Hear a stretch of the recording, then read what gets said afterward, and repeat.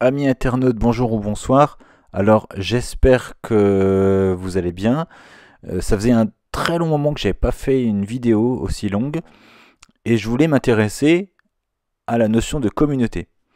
Alors par rapport à ce que vous voyez client versus communauté, vous devez dire mais pourquoi il parle de ça? En fait, ce dont je voudrais parler, c'est la notion de marketing digital. Et en quoi le client, quand on dit le client est roi, a-t-il vraiment sa place dans le marketing digital actuel? Parce qu'on dit souvent le client est roi, alors je vois aussi dans mon travail, le client est roi. Mais est-ce qu'il est toujours roi? Est-ce qu'il est vraiment encore le roi? Est-ce que c'est pas plutôt la communauté? Parce que la communauté est quand même la cible du marketing digital depuis pas mal d'années.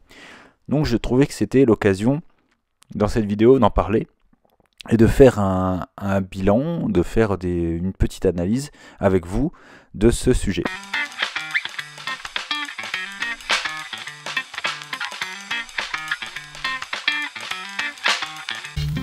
Alors déjà, commençons par le client. Le client, en général, on le définit par celui qui achète un bien. Alors, il achète un bien, certes, mais est-ce qu'il va en jouir de ce bien? Est-ce que s'il en est propriétaire, parce qu'en général c'est de ça dont on va parler, est-ce qu'il va s'en servir? On peut prendre le contre-pied de ce constat-là par exemple, l'appartement. Un propriétaire a acheté un appartement, mais il ne va pas forcément s'en servir. Donc il va proposer cet appartement, il va le mettre en location, et donc va proposer à des gens de l'utiliser. Donc l'usage qu'il va en faire, ce ne sera pas pour lui, ce sera pour les autres. Donc le propriétaire l'aura acheté mais ne va pas s'en servir, il n'aura pas l'usage de cet appartement. Ce sera des locataires. Et ces locataires seront susceptibles de l'occuper pendant 2 mois, 3 mois, 1 an, 10 ans, 20 ans. Donc l'usage qu'on va en faire de ce bien ne sera pas lié à la personne qui aura acheté. Donc l'achat est un acte ponctuel, mais l'usage qui en sera fait sera sur la durée, sera sur plusieurs années, et en sera fait de manière différente. Donc il y a une certaine notion de liberté liée au fait de pouvoir s'en servir. Souvent le fait d'acheter, ça nous contraint à en faire quelque chose de bien défini. Alors que le fait d'utiliser un bien, ça sera lié à la personne qui aura décidé de son usage. Par exemple, vous achetez une console de jeu, vous voulez peut-être l'utiliser avec vos amis. Même si vous l'avez acheté tout seul, vous vous dites tiens, je vais partager ma console avec d'autres personnes. Ou alors si j'achète un terrain, je vais peut-être pas l'utiliser pour juste le garder. Je vais y planter peut-être des végétaux, je vais peut-être y faire cultiver du maïs, ou alors je vais construire une maison dessus. Donc j'en fais ce que je veux finalement.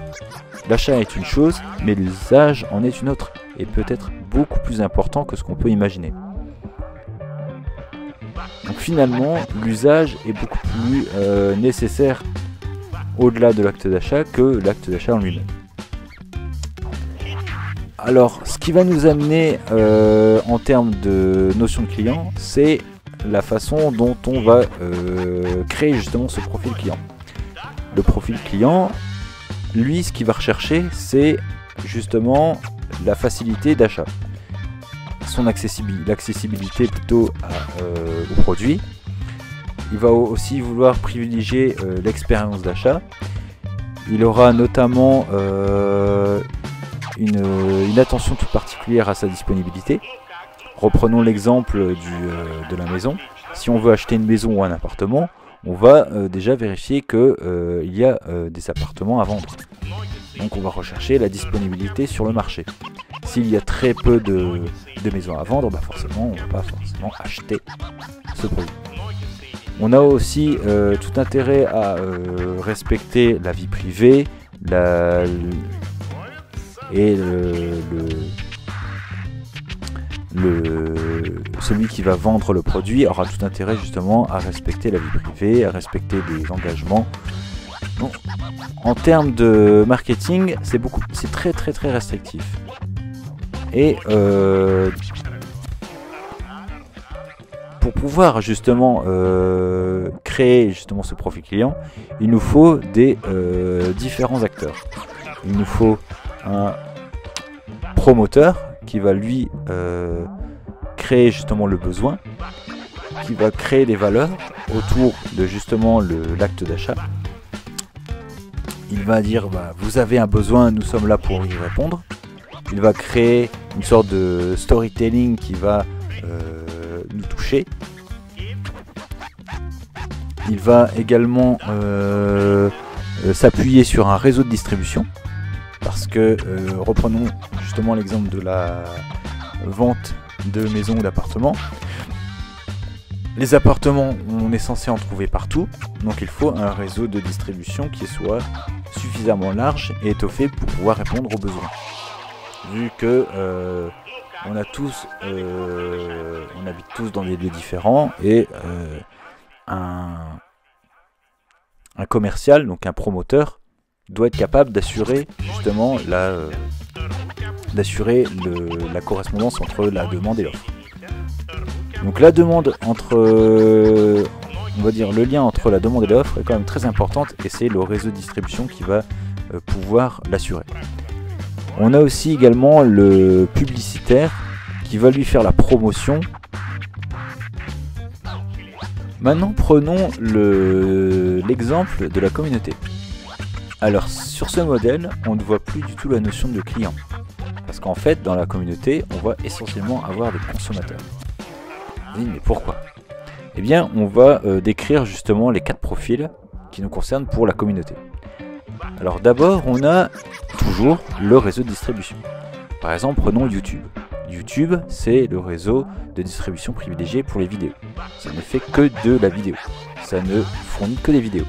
Donc, il faut absolument avoir un réseau très performant en termes d'accessibilité, avoir un approvisionnement régulier en vidéo, et assurer justement la sécurité d'un point de vue légal, d'un point de vue technique, de la consultation des vidéos.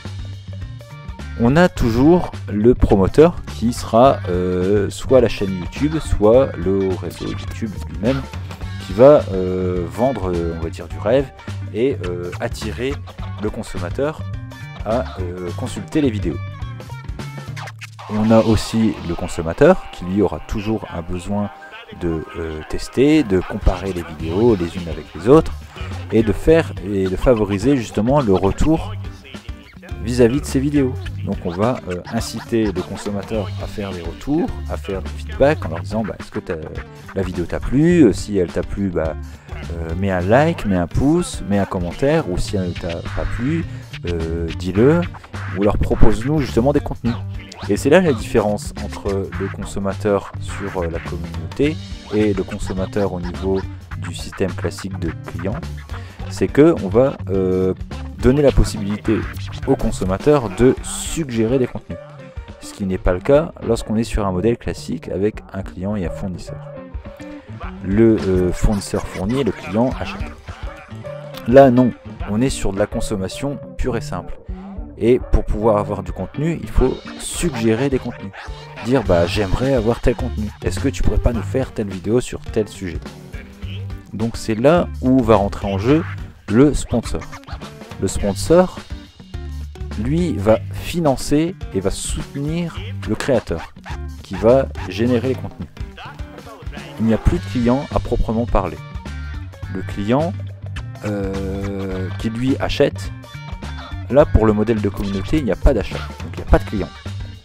Donc il faut bien quelqu'un qui puisse subvenir aux besoins du créateur et permettre au créateur de fournir des contenus aux consommateurs.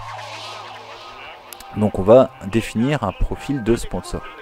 Le sponsor, c'est classiquement la personne qui va soutenir financièrement et moralement le créateur. Alors ce sponsor, il peut être individuel, mais il peut être collectif.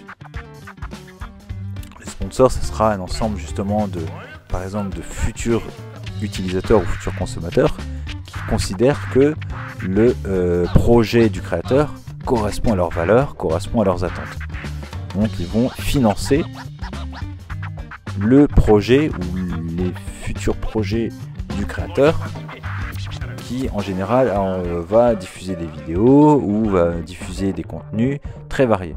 Prenons par exemple un influenceur qui a envie de créer des vidéos un peu plus structurées, un petit peu plus élaborées et qui nécessite d'avoir du matériel plus sophistiqué, de l'éclairage, une caméra vidéo, d'acheter des supports techniques comme un fond vert par exemple, et il fait appel justement aux dons pour avoir ces produits.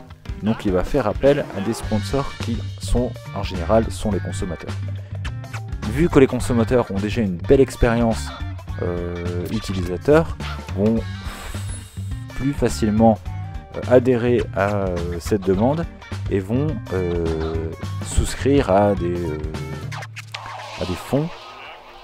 Ils vont donner plus facilement et donc faire office de sponsor. Donc là c'est le sponsoring collectif. Pour rappeler le sponsoring collectif. Donc deux modèles, un modèle client et un modèle community management, où le client c'est lui qui fournit l'argent pour justement créer,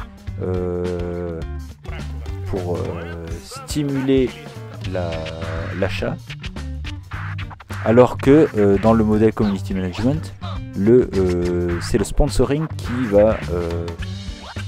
va être roi. Donc on en revient à notre phrase initiale qui est: est-ce que le client est roi? Dans notre modèle de community management, pas tellement. Ce sera plutôt le sponsoring est roi. On va tout faire pour rechercher des financements.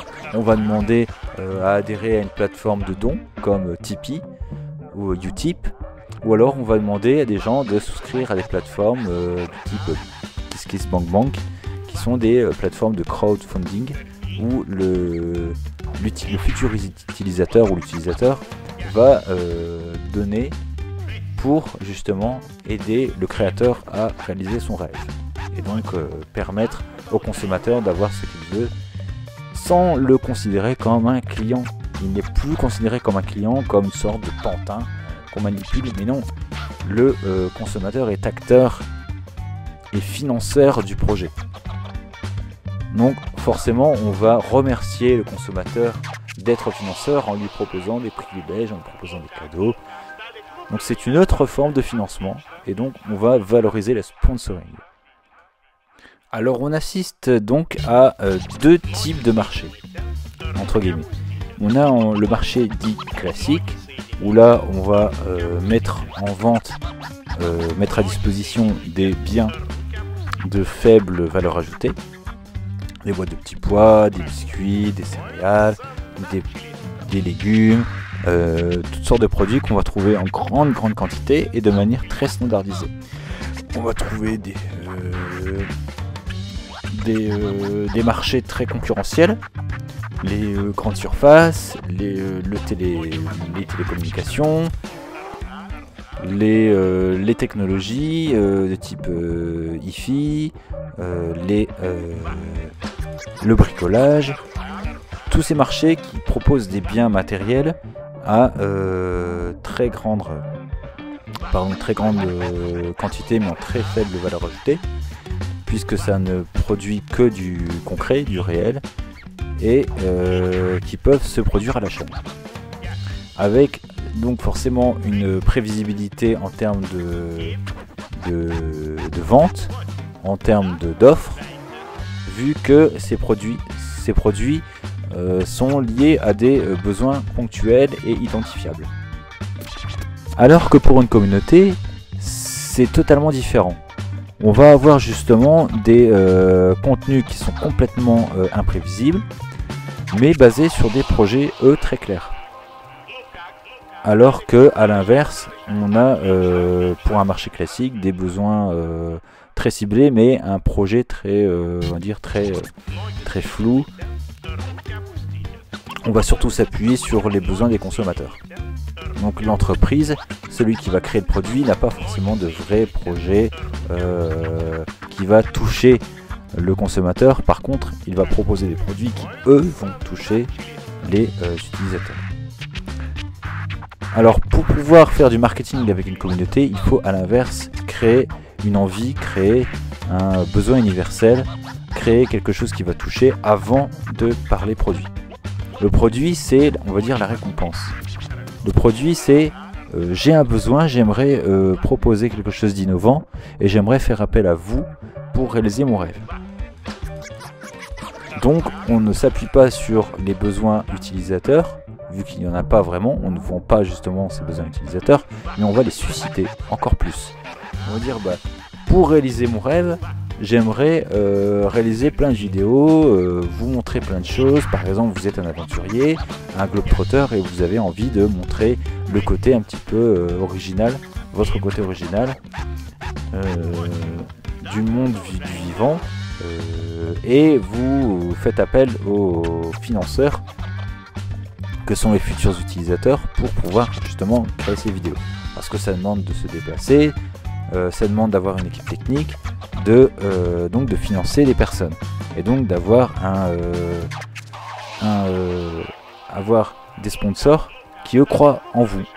Donc ces sponsors là sont justement les futurs consommateurs, et pour pouvoir attirer les consommateurs, il faut leur vendre des rêves, leur vendre des produits, leur vendre des retours sur investissement. Donc, pour ça, il faut faire appel à leur fibre sponsor, donc à l'affect, au fait que vous êtes prêt à les soutenir quoi qu'il arrive, et de créer un lien affectif avec eux. Donc vous allez mettre en place un projet que vous allez diffuser par exemple sur des plateformes collaboratives de type KissKissBankBank, comme je l'ai expliqué avant, et vous allez développer votre projet. Vous ne serez plus sur un vrai marché avec des produits réels, vous êtes sur un marché de promesses finalement. Un marché où vous attendez que le consommateur devienne sponsor. Et le fait qu'on distingue en fait ces deux marchés est lié au fait que les comportements et le fait de considérer les échanges entre les individus a changé. Avant, depuis l'Antiquité jusque, on va dire, la moitié, même la fin du XXe siècle, l'homme est au centre de tout. L'homme est une sorte de modèle, une sorte d'individu qui est unique. Tous les hommes fonctionnent de la même façon, parce que ce n'est plus la collectivité qui prime, mais c'est l'individu qui est roi. Ne serait-ce que par le fait qu'on ait nommé des monarques, l'homme est une sorte de bien très précieux auquel on doit faire attention. L'homme est devenu, initialement c'était un monarque qui était le modèle, et au fur et à mesure on s'est rendu compte que c'était, on va dire, l'homme de la rue, l'homme lambda, le modèle en fait. L'homme est singulier à lui tout seul. Le fait d'être homme suffit à créer justement des relations privilégiées, et il faut justement en tenir compte. Donc l'homme est un modèle à suivre, quel qu'il soit d'un rang élevé ou d'un rang moins élevé. Donc il faut prêter attention autant que faire se peut pour justement acquérir des clients et acquérir justement des nouveaux marchés. Mais avec l'essor des réseaux sociaux, on a perdu cette notion d'individuel. Les échanges individuels se sont perdus parce que on veut absolument faire en sorte que un nombre plus important de personnes soient ciblées par des produits. Donc on a créé le profil d'échange individualisable. Alors pourquoi individualisable? Parce que on s'est rendu compte que les individus fonctionnaient plus ou moins de la même façon. Ils avaient les mêmes attentes, les mêmes besoins, les mêmes comportements, qu'ils soient ou non d'un rang social élevé. Ils avaient des besoins à satisfaire et il fallait surtout cibler, c'est le profil utilisateur ou le type de marché, le type de récompense qu'il aimerait avoir. Par exemple, les personnes riches, les personnes aisées, ou les personnes qui considèrent que la culture c'est plus important que le fric. Ou alors on va cibler un public, public fan d'aventure ou un public fan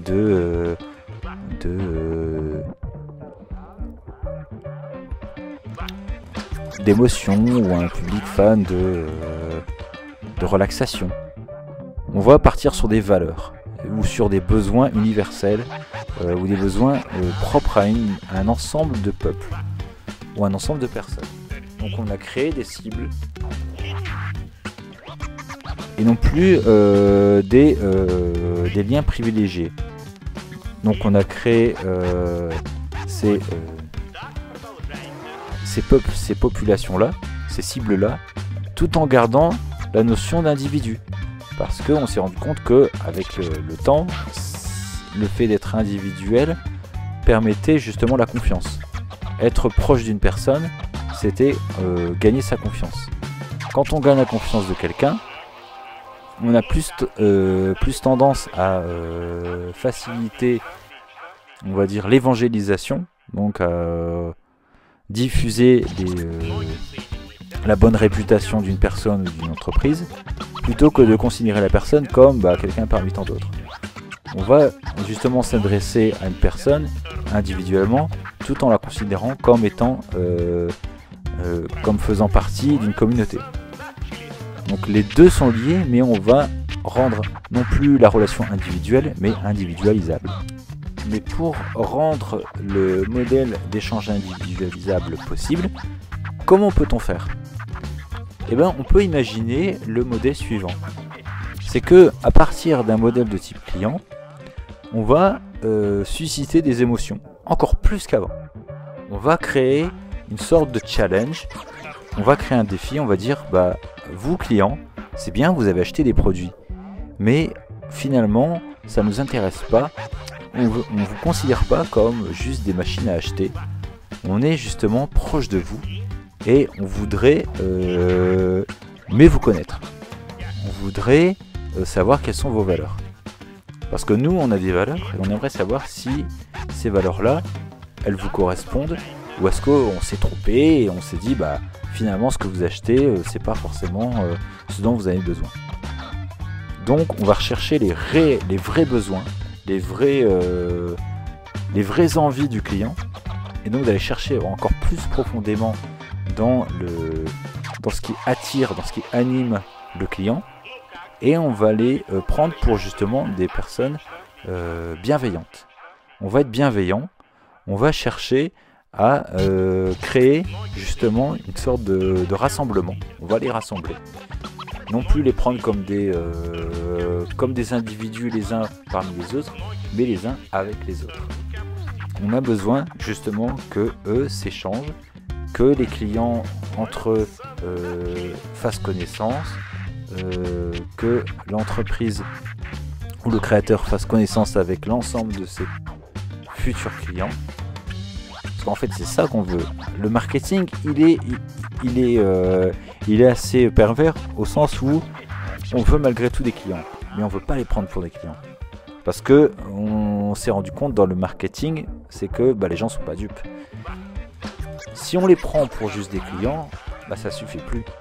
Il faut les prendre pour des personnes à part entière.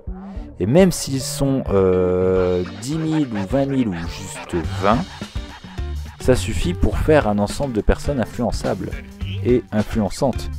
Donc on va chercher à aller toucher, titiller une fibre un peu plus émotionnelle et leur dire qu'est-ce que vous recherchez au fond, qu'est-ce qui vous anime, qu'est-ce que vous aimeriez voir au-delà de nos produits. Voilà, parce que vendre ou acheter un produit c'est bien, mais sur la durée, pour créer une sorte de lien affectif qui va faire en sorte que vous allez nous faire confiance. Qu'est-ce qui va faire que qu'est-ce qui va vous animer? Qu'est-ce qui vous ferait plaisir chez nous? Qu'est-ce que vous aimeriez qu'on développe et que vous aimeriez voir le plus longtemps possible? Plutôt que d'acheter par exemple des petits pois, qu'est-ce qui vous intéresserait? Que ces petits pois soient cultivés localement, que ces petits pois soient extrêmement qualitatifs d'un point de vue gustatif, organoleptique?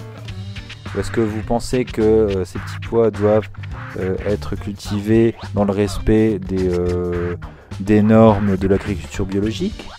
Est-ce que vous pensez que les petits pois doivent être conditionnés par des personnes qui ont le respect du produit? Est-ce que vous pensez qu'au-delà des petits pois, on peut produire d'autres produits qui soient dans la même philosophie? Donc c'est ça qu'il faut vendre, entre guillemets. Alors le terme vendre n'est pas forcément approprié, mais au moins exposer. Il faut exposer des idées, exposer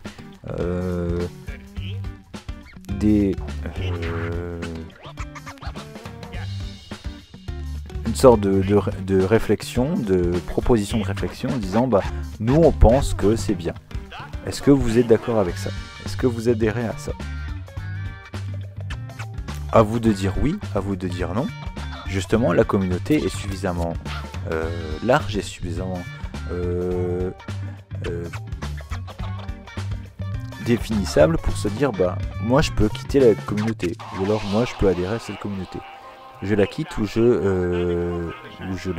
j'y adhère. Mais en tout cas, j'ai libre choix. Je peux très bien dire bah vos produits m'intéressent, en tout cas votre conception, votre projet de créer des produits de cette manière-là m'intéresse. Je ne serai pas forcément amené à acheter tous vos produits, mais au moins j'accepte le fait que la façon dont vous allez produire vos produits sera cohérente avec ce que moi je pense.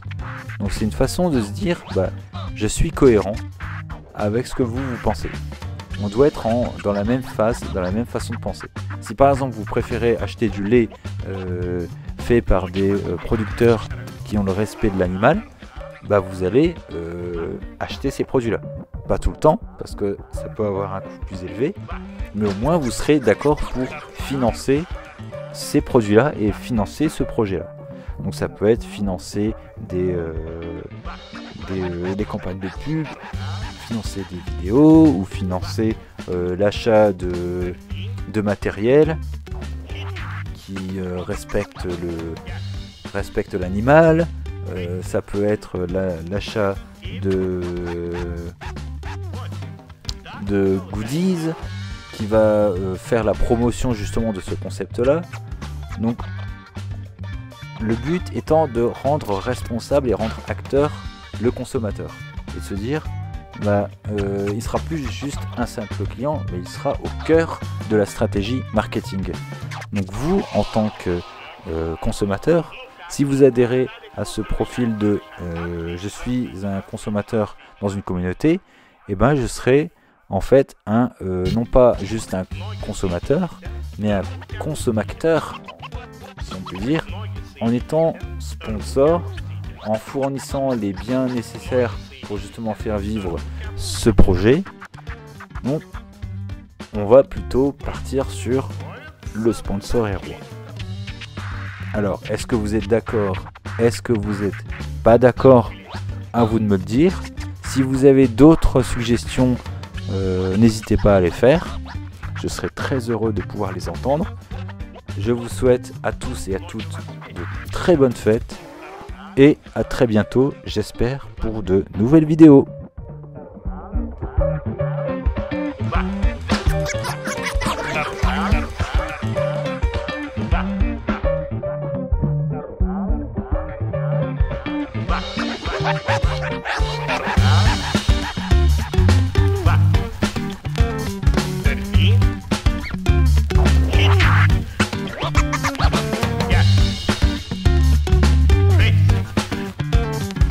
Keep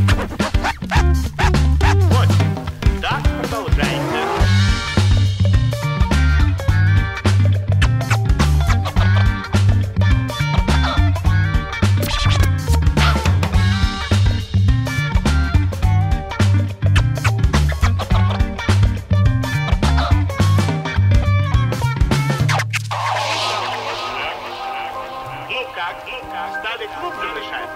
Отлично.